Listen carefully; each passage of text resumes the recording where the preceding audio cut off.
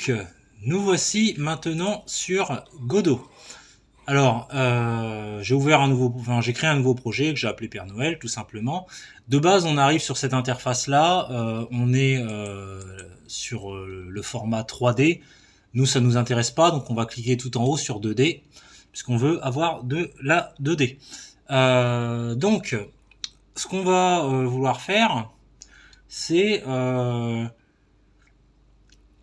de pouvoir créer quelque chose qui soit animable dans Godot.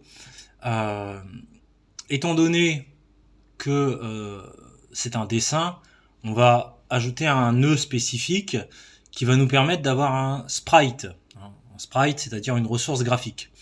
Mais plus précisément, comme c'est un personnage, ce que je vous propose, c'est que on lui donne un type de nœud qui soit réellement propre à la création d'un personnage. Ça sera utile si on veut faire des choses par la suite, c'est-à-dire, par exemple, le faire se déplacer, sauter, etc. Par exemple. Donc on va ajouter un nœud. Hop, on va cliquer sur autre nœud. Et on va taper dans la barre de recherche, on va taper CHAR. Et vous voyez qu'il y a caractère body 2D qui apparaît. Donc ça, c'est pour créer des personnages. Donc on va créer un caractère body 2D. Ce caractère body 2D, il n'a pas, y a rien qui apparaît à l'écran, il n'a pas de représentation graphique. Le caractère body en 2D en lui-même ne permet pas de lui associer une représentation graphique. Pour lui associer une représentation graphique, c'est là qu'on va créer maintenant un nœud. Donc on va ajouter un nœud enfant. Il va nous demander qu'est-ce qu'on veut comme nœud enfant. Et là, on va lui dire sprite. Donc je tape SPR et vous voyez que ça apparaît, sprite 2D, puisque c'est ce qui va nous permettre d'avoir une représentation graphique. Donc là, dans l'idée, c'est qu'on va aller chercher l'ensemble de ce qu'on a créé au niveau de notre animation de Père Noël. On va lui donner ça, parce que vous voyez qu'en haut à droite de sprite, j'ai texture, et pour l'instant c'est vide. Donc moi, je vais lui associer notre Père Noël. Et à partir de ça, ensuite, on va pouvoir faire notre animation. Donc, on va, dans quelques secondes, avoir notre Père Noël. Je vais vous montrer ça. Donc là, en l'occurrence, j'ai intégré un sprite sheet du Père Noël qui est là en bas à gauche. Donc vous voyez, si je double-clique dessus, il apparaît là à droite en tant qu'objet. Alors j'ai imprimé tout, hein, même les endroits où il y avait des cases vides. C'est-à-dire que si je reviens sur GIMP, j'ai intégré tout, hein, même les espaces vides, et je vais vous expliquer, je vais vous montrer pourquoi en fait. Ça va nous permettre de bien découper justement notre grille de sprite, ce qu'on appelle un sprite sheet. Pour ça d'ailleurs j'ai appelé le fichier sprite sheet Père Noël. Alors pour le mettre là, hein, vous pouvez très simplement, une fois que vous avez enregistré votre fichier depuis GIMP vers un dossier, vous faites un glisser-déposer de votre dossier vers ici. Alors moi j'aime bien quand même que les choses soient bien propres, donc dans le dossier source qui s'appelle RES, on va faire un clic droit, on va créer un dossier qu'on va appeler Père Noël. Je l'ai mal nommé, donc on va le renommer.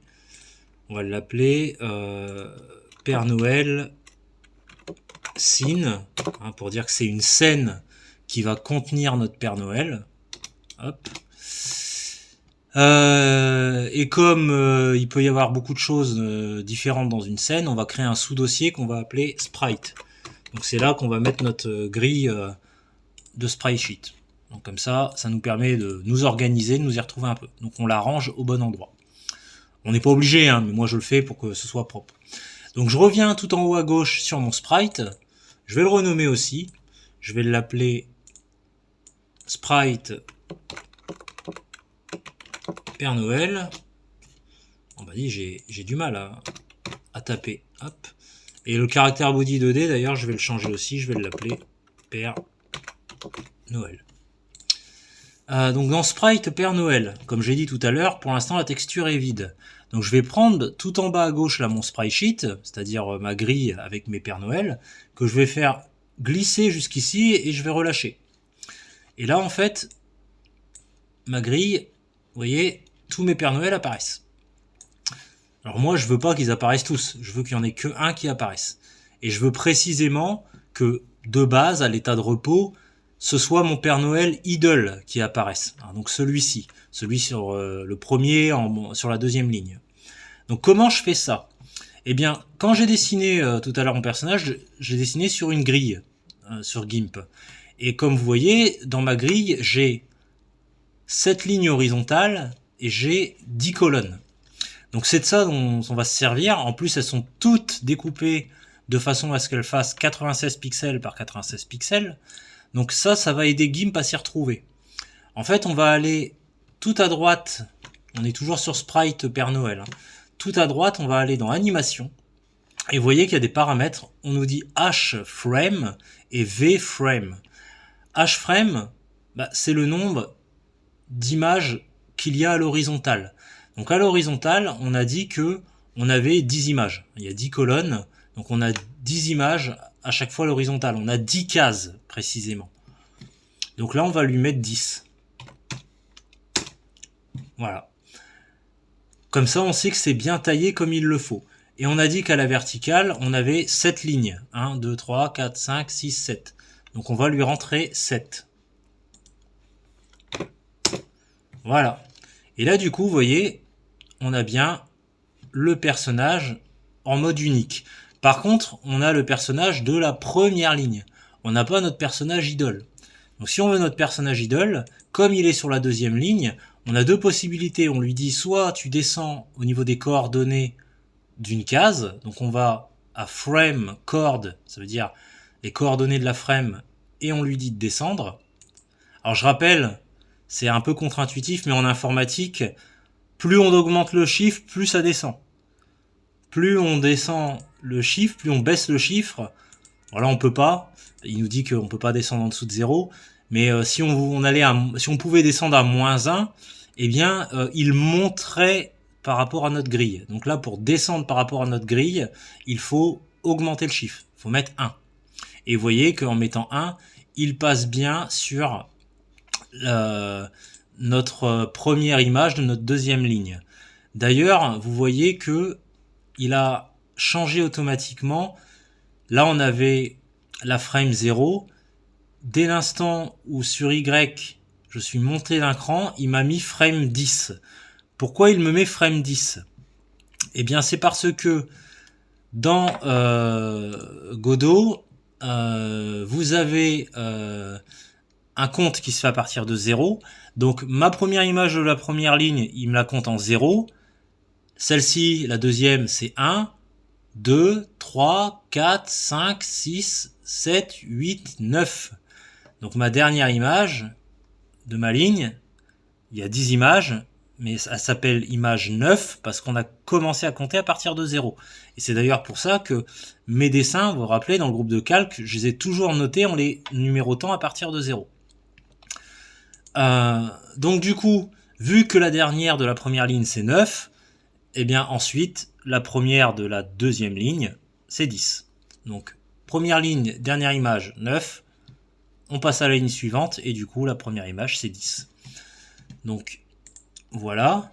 Donc, maintenant qu'on sait que c'est 10, eh bien, on sait que deuxième ligne, on commencera à 10.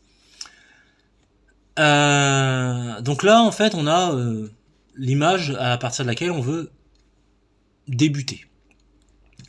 Mais il n'y a rien qui s'anime. Donc pour animer des choses, on va retourner à gauche sur notre nœud de racine, donc notre caractère body 2D qu'on a renommé en Père Noël. On va cliquer droit et on va lui rajouter encore un nouveau nœud enfant.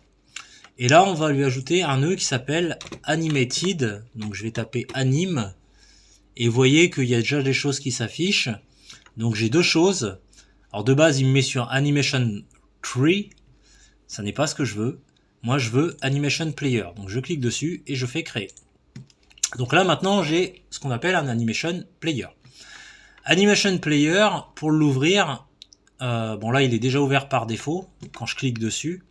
Mais si jamais c'est pas le cas, si vous êtes sur autre chose, sur audio par exemple, ou sur sortie, très souvent vous êtes sur sortie, ça contrôle les erreurs, eh bien vous cliquez en bas sur Animation et il va vous l'afficher. Donc de base, on n'a pas d'animation. On n'a pas d'animation, donc on va en créer une nouvelle. Donc on va cliquer sur Nouveau. Et on va cliquer sur Idle. Enfin, on va lui donner le nom Idle. Idle, ça veut dire position de repos, slash la position où le personnage respire. On va faire OK. Donc là, il m'a créé une animation qui s'appelle Idle. Alors ce qui est bien quand même, alors il me l'a pas créé pour l'instant, normalement il va me la créer automatiquement après. Il y aura une animation reset qui va se créer après. C'est vraiment une animation qui permet de revenir à 0. L'animation idle, elle va être assez courte et elle va se répéter en boucle en fait. Donc comme on l'a dit tout à l'heure, elle est constituée de 3 images, mais on va faire que ce qui se passe, c'est qu'on aura l'image 0, 1. Alors là, en l'occurrence, maintenant, on sait que ça va être 10, 11, 12. Et après, ce qui va se passer, c'est que une fois qu'on est arrivé à 12, eh bien, on va répéter celle-là, donc la 11, et on va répéter celle-là, donc la 10. Donc ça va faire 10, 11, 12, 11, 10. Et ça va boucler comme ça en permanence. Donc, ce qu'on peut faire pour faire ça, c'est... là, vous voyez qu'il y a, quand j'ai créé mon animation, il y a une piste qui s'est ajoutée. Eh bien, c'est de dire au niveau de la piste, alors, on peut zoomer, dézoomer avec tout en bas, là, à droite de l'outil d'animation. Vous voyez que j'ai un outil de zoom et de dézoom. Alors, vous voyez aussi que je suis au niveau aligné. Il y a une sorte d'aimantation, donc je suis dans un mode où c'est déjà coché par défaut, c'est bleu. Ça veut dire que là, si je déplace ma barre d'animation, je peux me déplacer que de 0,1 en 0,1. Je peux pas aller entre deux en fait. Donc ça, si par exemple à un moment je veux aller entre deux, il faudra que je le décoche. Pour l'instant, on va laisser comme ça. Donc ce que je veux, c'est que pour démarrer, eh bien, on démarre sur cette image-là. Donc pour faire ça, là vous voyez que je suis bien dans mon truc d'animation. Je vais recliquer sur Sprite Père Noël. Voilà. Et je vais lui dire, au début de mon animation, tu m'insères cette image-là. Voilà. Pour être sûr qu'il m'insère bien. Parce que là, vous voyez que dans ma barre d'animation, j'ai rien qui est inséré. Donc je vais cliquer sur la petite clé qui est à côté. Il y a marqué frame 10. Je vais cliquer sur ma clé. Il me dit, est-ce que je veux créer une nouvelle piste qui correspond au frame? Donc je vais cliquer sur créer. Et vous voyez que là, tout en bas, j'ai mon Père Noël qui apparaît en 0. La barre s'est déplacée en 0,1. Je n'ai rien en 0,1. Donc je vais faire quoi? Eh ben, je vais lui dire en 0,1, maintenant tu vas me mettre la frame 11, la suivante. Donc je me remets à droite au niveau de frame. Je suis toujours sur 10 pour l'instant. Je clique sur la petite flèche pour monter à la frame 11 et je clique sur la clé. Alors vous voyez qu'automatiquement, il a compris que de 10 à 11, on augmentait de 1, donc automatiquement, il me propose maintenant la 12. Ce qui m'arrange parce qu'effectivement, vous voyez qu'en même temps, il s'est décalé automatiquement de 0,1 au niveau de ma barre, au niveau de ma piste. Donc là, je peux directement intégrer ma 12. Donc là, j'ai 10, 11, 12. D'ailleurs, on peut le vérifier tout à droite. Vous voyez, time à droite, il y a indiqué time 0, valeur, value 10. Donc à l'instant 0, je suis sur la frame 10, qui a une valeur 10. À l'instant 0,1, je suis sur une frame qui a pour valeur 11, donc c'est l'image 11, la frame 11, et à 0,2, je suis à la frame 12. Maintenant à 0,3, qu'est-ce que je fais? Alors je reviens dans mon animation player, je reprends mon sprite. Là j'ai dit que je voulais boucler. Donc pour boucler, eh bien je vais lui réintégrer la frame 11. Donc on a fait 10, 11, 12. Et là, du coup, on va faire en sorte que ça fasse 12, 11, 10. À la rigueur, même pour que ce soit plus cohérent, je peux même lui intégrer une deuxième fois la frame 12 pour la faire durer éventuellement, comme s'il respirait longtemps. Donc je vais la réintégrer une deuxième fois. Elle va durer un peu plus longtemps que les autres. Et là, je vais remettre maintenant la frame 11 en 0,4 à 0,4 secondes. Donc vous voyez, il se décale automatiquement. Là, il s'est décalé maintenant à 0,5 et à 0,5, je vais mettre la frame 10. On va tester comme ça. On va raccourcir le temps. Là, je suis sur un temps d'1 seconde, mais vous voyez que mon animation, elle dure pas 1 seconde. Elle s'arrête à 0,6. Donc on va s'arrêter à 0,6. Donc là, j'ai tapé manuellement à 0,6 dans la case. Je fais entrer. Ça raccourcit mon animation. Je vais activer la petite boucle ici. Bouclage de l'animation pour voir ce que ça donne quand ça boucle. Alors c'est pas mal. Ça me paraît un peu rapide quand même. Ça me paraît un peu rapide. Donc ce que je vais faire, c'est que je vais remettre 1 seconde ici. Voilà. Je vais prendre cette animation que je vais mettre tout à la fin. Donc là, je l'attrape et je la dépose vraiment à la fin. Donc vous voyez qu'elle est à 0,9. Je vais prendre celle-là que je vais mettre à 0,8. Celle-là, on va la mettre à... Hop. Voilà. Ce que je vais faire, c'est que voilà, c'est que je vais mettre la première, on va la laisser à 0. La deuxième, on va la mettre à 0,2.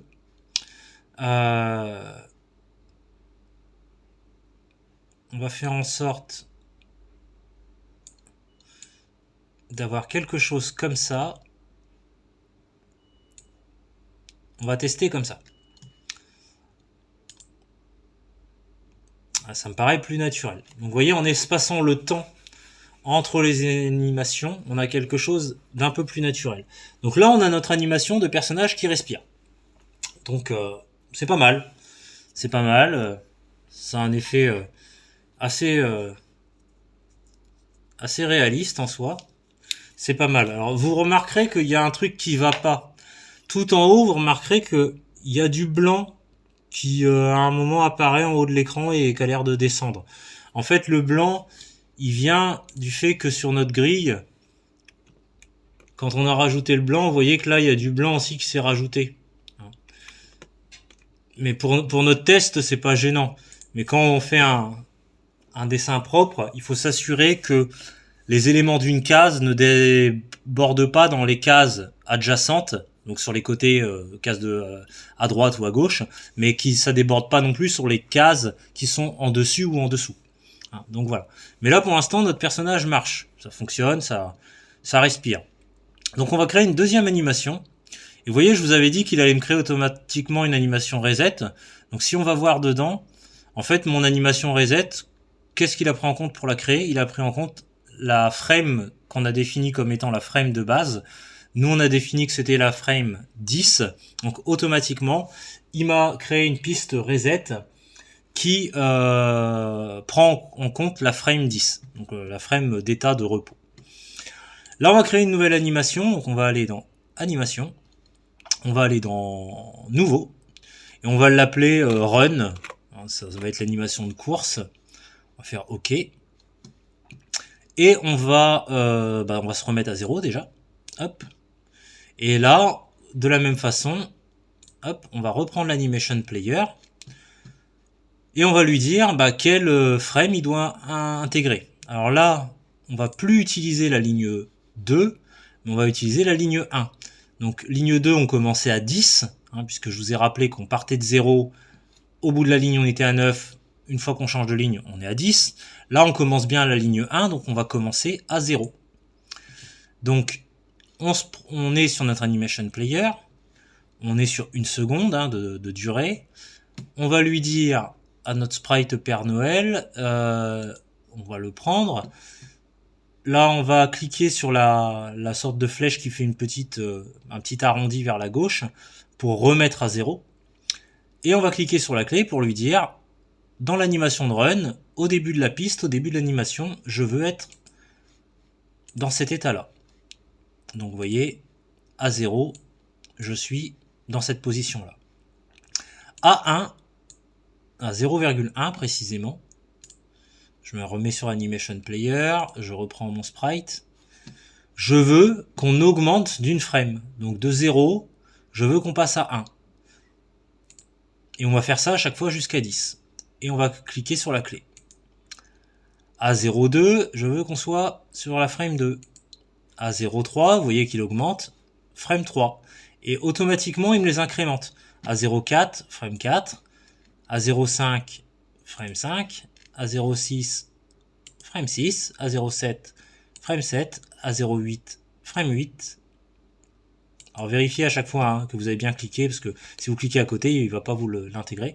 A09, frame 9, et à la fin de la piste, donc à 1, on ne revient pas à 10, on ne veut pas être dans la position idle, on veut revenir à la position d'origine, donc à 0.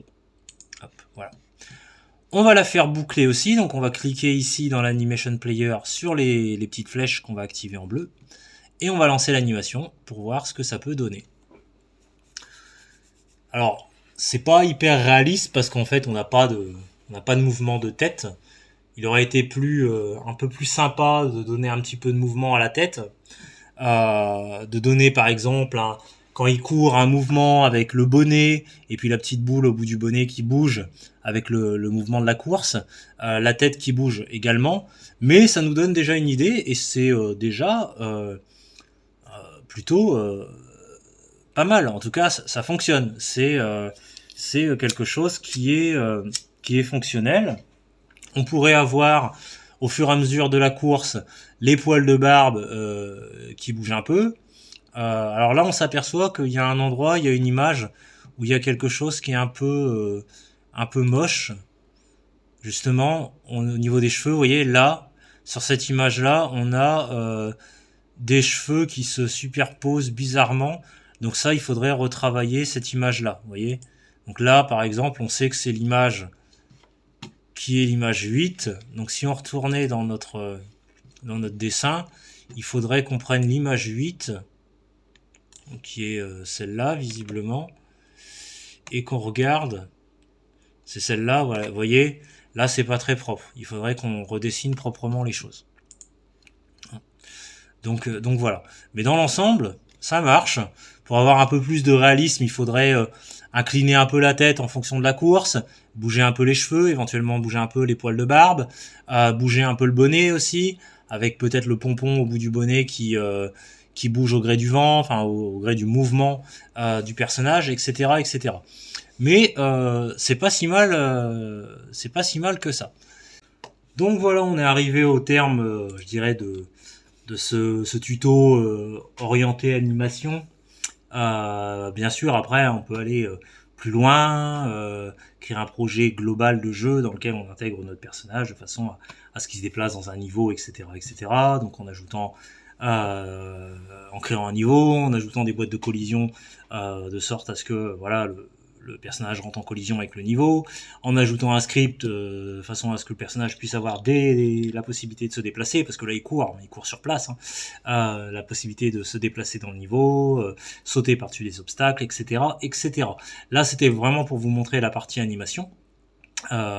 Comment moi je crée avec des outils gratuits. Vous voyez, je suis parti de Krita, alors, pas très longtemps, hein, mais pour avoir la forme primaire, on va dire. Alors j'ai squeezé la partie Inkscape parce que au vu de la taille du dessin, c'était pas pertinent de revectoriser. Et puis on est passé à The Gimp parce que moi j'ai l'habitude de travailler avec ça, c'était l'occasion de vous montrer un autre outil gratuit, de faire un peu de l'animation à l'ancienne aussi, hein, parce que bien que Krita est une barre d'animation, moi je trouve que c'est bien d'arriver à penser l'animation déjà en bonne partie dans sa tête. Et puis c'était aussi pour vous montrer surtout le découpage de votre grille en sprite sheet en fait. Justement comment on fait une grille qui est cohérente pour pas que après Godot sache comment positionner les images et qu'il n'y ait pas des images qui se superposent, etc., etc. Donc ça nous a permis de créer cette animation idle avec cette petite respiration, dira-t-on, avec le petit bidon du Père Noël qui gonfle. Et puis en bout de course, de créer cette animation là qui est une animation de course qui est perfectible, hein, surtout au niveau de ce qui se passe par rapport à la tête. On pourrait améliorer pas mal de choses, mais ça vous donne déjà une idée de comment bougent les bras et les jambes dans une animation de course. En tout cas, comment ils peuvent bouger? Ils peuvent bouger autrement, hein.